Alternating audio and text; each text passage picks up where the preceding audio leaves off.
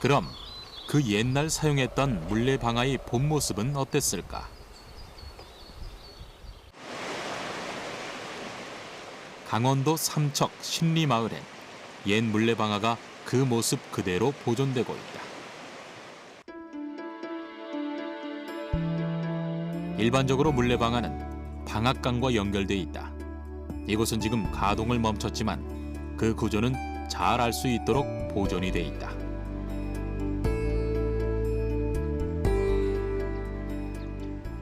우리가 일반적으로 타 지역에 가서 볼 수 있는 물레방앗간들은 물레방앗간만 있는데 여기에는 애양간하고 방아 고지기가 거치할 수 있는 방, 그 다음에 각종 물건들을 저장할 수가 있는, 넣거나 저장할 수가 있는 광이 같이 공간 구성이 되어 있다는 것이 특징이라고 할 수가 있습니다. 물레방아는 다양하고 복잡한 구조인데 그게 물이 흐르는 수로인 물홈과 물의 힘으로 돌아가는 물레바퀴, 방앗간과 연결된 방아 몸체로 이루어져 있다. 이 방아는 물레바퀴의 중심에 있는 눌림목에 연결돼 있다.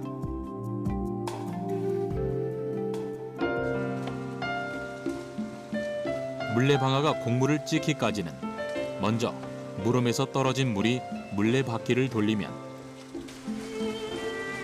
바퀴의 회전축인 굴통에 연결된 눌림목이 회전하게 된다. 이 눌림목은 방아다리에 이어 방앗간 내부의 몸체를 눌러주는데 이때 방아 끝에 있는 공이가 확에 들어있는 곡물을 찢는 것이다. 이때 방아의 중심은 쌀개다. 또 쌀개를 받쳐주는 게 볼시라고 합니다. 이게 볼시고 이게 쌀개입니다. 그래서 이게 이제 시소 원리 해가지고 이게 중심 지점이 돼서 방아를 들어 올려주고 찢고 그렇게 하게끔 되어 있습니다. 쌀개는 방아다리와 몸체 사이에서 중심을 잡아주는 역할을 하는 것이다.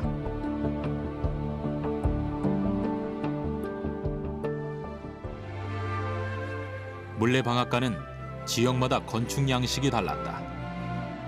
신리 물레방앗간은 강원도 양식인 너와 지붕을 덮었는데 보통 수명이 20년 정도였다고 한다. 이는 환기나 통풍이 잘 돼 여름에는 시원하고 겨울에는 따뜻해 도정 작업엔 최적의 장소였다고 한다.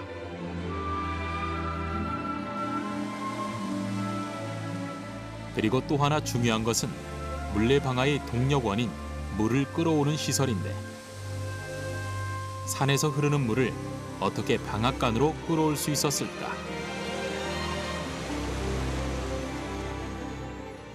물레방앗간으로부터 한 230m 떨어진 곳에 지금 뚝이 있습니다. 그 뚝에서부터 물을 막아가지고 도수로를 통해서 물이 흘러내려오게 되는데 그 낙차의 높이가 한 3.65m 정도 됩니다. 그 3.65m 높이니까 보통 한 1.5% 정도 구배를 잡게 되는데 서서히 물이 흘러내려오게끔 되어 있는 것이 특징이라고 할 수가 있게 되겠습니다.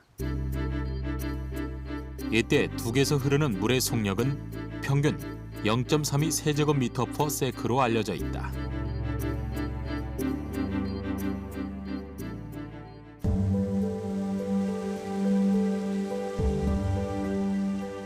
이렇게 물레방아는 크게 물을 끌어오는 수로와 물레바퀴, 곡식을 찢는 방아로 구성된 고도의 건축물이었다.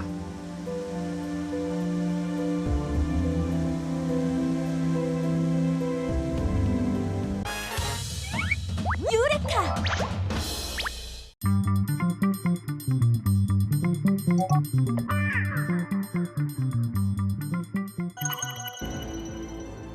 천년 전 백두산 화산지의 흔적을 찾아간 곳은 일본 동북부. 화산학자 마치다 교수는 30년째 화산지 연구를 하고 있다. 十和田カルデラの新しい噴出物ね、それをずっと東北地方まで追いかけていったところ、それにすぐ上に重なってですね、十和田ではない火山灰が見つかった。 백두산과 같이 화산 분화로 생긴 호수 도와다 호수. 915년 도와다 화산이 분출해 산정 부분이 움푹 파여 생긴 둘레 46km의 대형 칼데라고다. 도와다 화산의 화산재를 찾던 마치다 교수는 이상한 토층을 발견했다. それが大体今いるところよりもですね、北側の方、北海道の方にですね、どこでも分布するんですね。でしかもこの地元の十和田の火山灰とは随分違うですね、一体どこから来たんだろうというのは話の始めです。 정체불명의 화산재가 어디서 날아왔을까? 마치다 교수는 추적하기 시작했다. 홋카이도 전역에서 발견한 백색 지층의 화산재. 특히 아오모리현 무스만 해변에 겹겹이 쌓인 여러 지층 사이에 숨어 있다. 언뜻 비슷해 보이는 두 개의 하얀 지층은 감촉, 빛깔도 사실 다른 것이었다.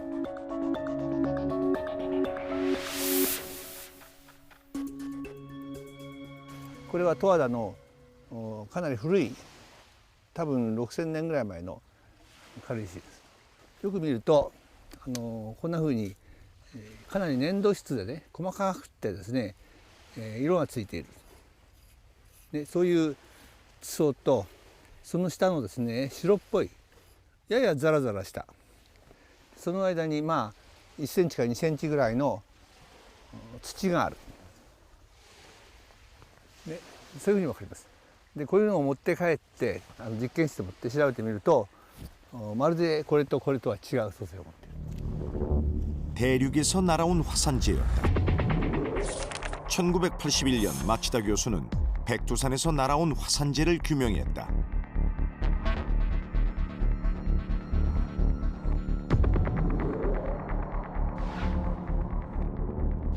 닮은 두 화산재를 실제 백두산에서 가져온 부석과 성분 비교를 해보았다.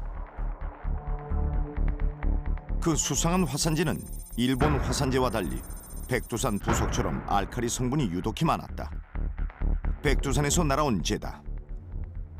화산 폭발의 피해 범위는 바람의 방향이 좌우한다. 백두산 화산재는 제트기류를 타고 일본 열도까지 이동했다. 제트기류는 우리가 사는 대륙권 밖의 성층권에서 나타나고 항상 서쪽에서 동쪽으로 흐르는 기류다. 強い西風に飛ばされて、こっちに広がってきた。だんだん離れるに従って南北の幅が広くなってきます。で今はね、主な分布は、この北日本、つまり東北地方の北部から北海道だけども、つい最近見つけたのはね、福井県の水月湖っていうあそこでね、ほんのわずか見つかったんですよ。でだからね、もっと広く分布するかもしれない。 유레카!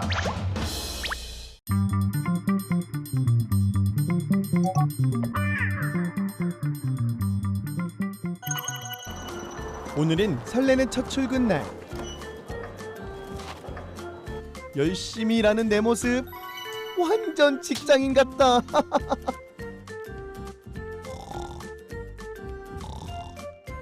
톡톡씨! 톡톡씨! 톡톡씨!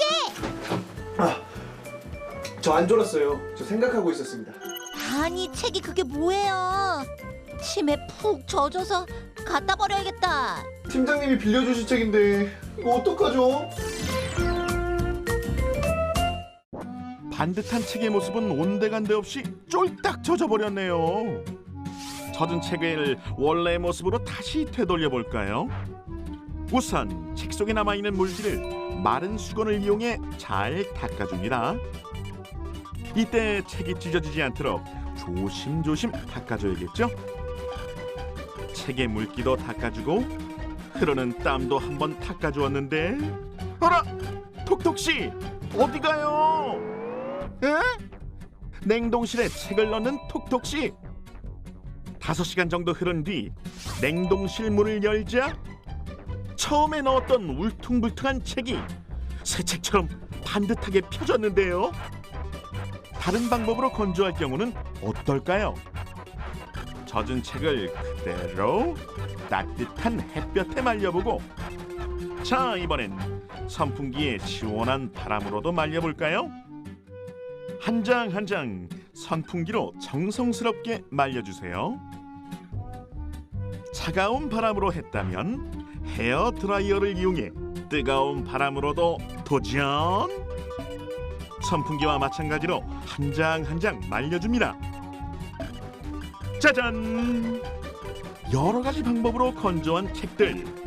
어떤 방법으로 말린 책이 원래 모습과 가장 가깝게 돌아왔을까요? 먼저 새 책부터 볼까요? 반듯한 모양에 스르륵 잘 넘어가는 게 보이죠? 햇볕에 건조한 책은 한껏 부풀어 올라 물에 젖은 부분이 울퉁불퉁한 상태로 그대로 말려버리고 말았어요. 선풍기에 시원한 바람으로 말린 책 역시 마찬가지. 그렇다면 헤어 드라이어는? 이거 다시 사는 게 낫겠죠? 책장이 잘 넘어가지도 않아요. 아이고, 상태가 심각하네. 냉동실에 넣은 책은 어떨까요? 겉모습은 새 책이라 해도 믿을 정도로 반듯한 모습인데요. 책의 낱장들을 살펴봐도 다른 건조 방식보다 매끈하게 잘 마른 모습을 볼 수 있습니다. 책을 그냥 냉동실에 넣어놨을 뿐인데 어떻게 원래 상태로 되돌아오게 된 걸까요? 물은 액체 상태에서 고체 상태로 변하게 되면 부피가 팽창하게 됩니다. 젖어있던 책을 물기를 어느 정도 제거한 후에 냉동실에 집어 넣으면 남아있던 물이 얼면서 부피가 팽창하게 됩니다. 꺼내어서 마르는 과정에서 물이 얼어서 생긴 빈 공간 사이로 종이 조직이 들어가게 되면 책이 종이가 유연해지게 됩니다. 팽창이란 온도의 변화에 따라 물체의 질량은 일정하게 유지되면서 부피만 늘어나는 현상을 말합니다. 책 속에 물이 얼면서 물의 부피가 팽창하고 쭈글쭈글 엉켜있던 종이의 조직들이 물이 얼면서 생긴 공간으로 쏙쏙 들어가면서 제자리를 잡아 원래 모습으로 되돌아올 수 있었던 거랍니다. 유레카!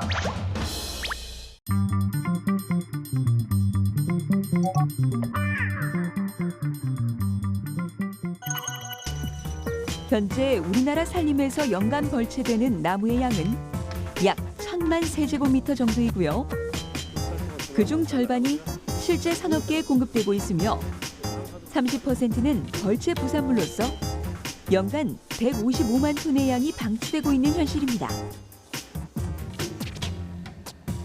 그렇다면 왜 이들을 활용하지 않고 내버려 두느냐라고 물으신다면 바로 목재 수확 방식의 문제 때문인데요. 기존에는 산속에서 나무를 베어낸 후 그 자리에서 잔가지와 기타 부산물을 쳐내고 매끈한 원목만을 쏙 가져가는 단목 수확 방식으로 목재를 수확해 왔는데, 이 방법은 남은 목재 부산물을 따로 또 수거해야 하는 번거로움과 추가 처리 비용이 발생한다는 점, 그리고 목재 부산물의 흙이 뒤엉켜 연료 등으로 재활용할 시 효율이 떨어지기 때문에 선뜻 나서서 활용할 가치가 없었다는 것입니다. 목재 수확을 할 때 단목으로 생산해서 목재만 꺼낸 다음에 수확을 한 다음에 이 벌채 부산물을 별도로 수집하면은 보시는 것처럼 이 흙이 많이 묻게 돼요. 그래서 흙이 많이 묻은 저 원료는 이렇게 치핑을 할 경우에 이렇게 이물질이 굉장히 많이 쌓이게 되는 거죠. 그러면 연료로 사용을 할 때 그 에너지 효율이 좀 떨어져요. 이에 우리나라는 2015년부터 목재 부산물의 활용 가치를 높이고 생산 비용을 절감하기 위해 베어낸 나무를 통째로 끌고 와 나뭇가지 등을 분리한 뒤 목재는 목재대로, 부산물은 부산물대로 따로 수확하는 전목 수확 방식을 채택하고 있는데요. 생산부터 운송까지의 단목 수확 비용에 비해 톤당 18,000원가량 절감할 수 있다고 합니다. 전목 수확에서 활약하는 또 하나의 기술이 있습니다. 나무를 압축해서 자동으로 묶는 압축 결속기.